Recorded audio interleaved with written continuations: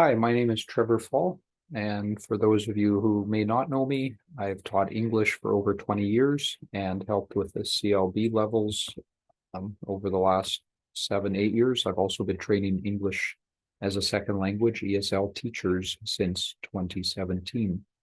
So I want to explain a little bit about the CLB levels with the example of a person named Abdullah. So as I look at this person, you can see with CLB scores. So in listening, over the course of their program, they've done 10 skill using or assessments. He's passed 8 of them successfully, and 2 he did not get 70% or higher. In speaking, you can see that he's done 8. Got a fly buzzing around. In speaking, you can see he's done 9. 8 passed successfully, and 1 that he did not pass. In reading, he's done 7. So in this class, it looks like they did a little bit more focus on listening and speaking. In reading, he's done 7. He's passed 5 of them, and 2 that he didn't get 69%, and writing actually is the same with that. So when I'm looking at this person, I would say that they have a CLB 4 in listening and a CLB 4 in speaking. And in writing and reading and writing, they have IE, insufficient evidence. However, this student was in a mixed class of CLB 4, CLB 5. So let's see what his CLB 5 results were. So at a CLB 5 level, he's done 4 attempts, skill using, and assessments. He's only passed 1 of them successfully in listening, and 3 that he hasn't got 69%.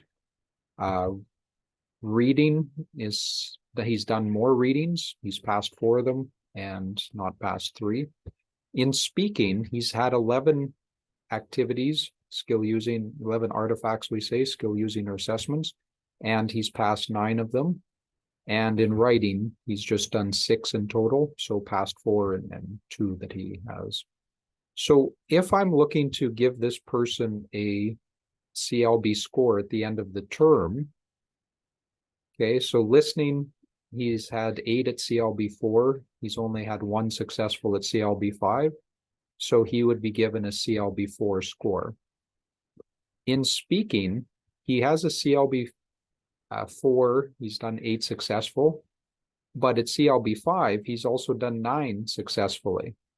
So in this case, because it's a 4-5 class, we don't worry about or think about the CLB 4.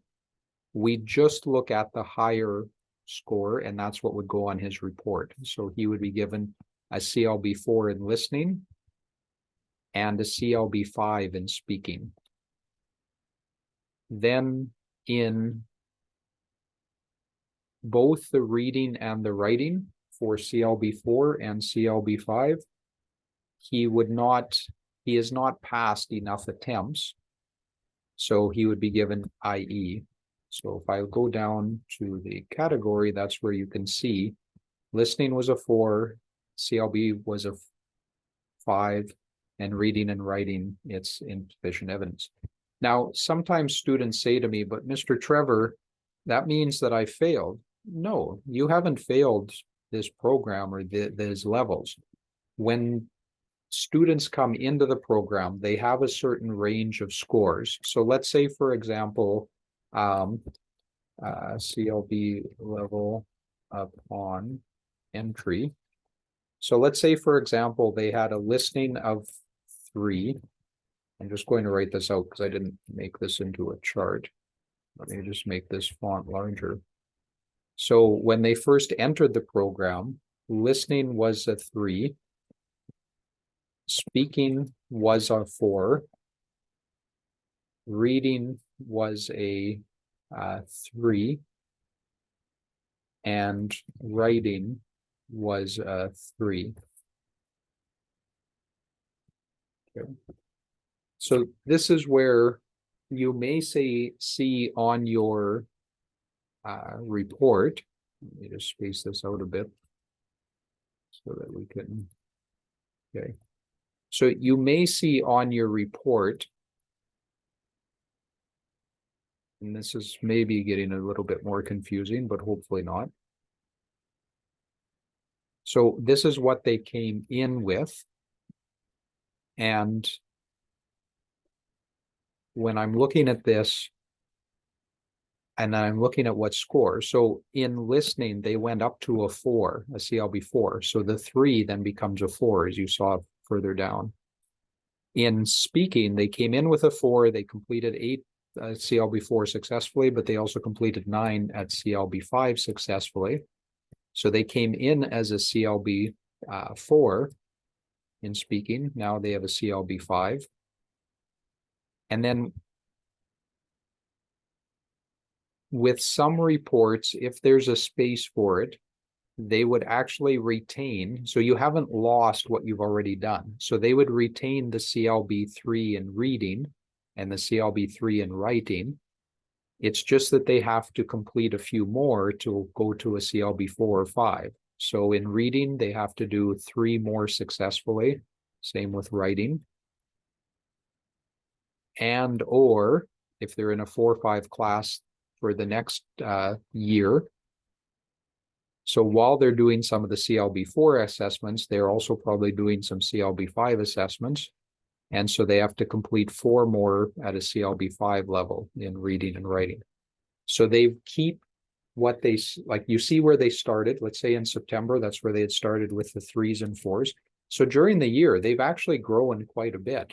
And for some people, they grow a bit faster than this, for some a little bit slower. But you can see they've done multiple activities in class, skill using and assessments. They've slowly been increasing their score, and they have some that are at CLB 4, some that are at a CLB 5, but they're not successful yet in getting 8 success at 70% or higher. So maybe that's a bit more confusing, but hopefully that gives you a bit of an idea of, we're not just looking at numbers and saying, oh, this person is maybe this. We look at the evidence of the work that they've done during the course, and then we gather that together in a portfolio. We look through those pages of information, and that's how we calculate CLB score.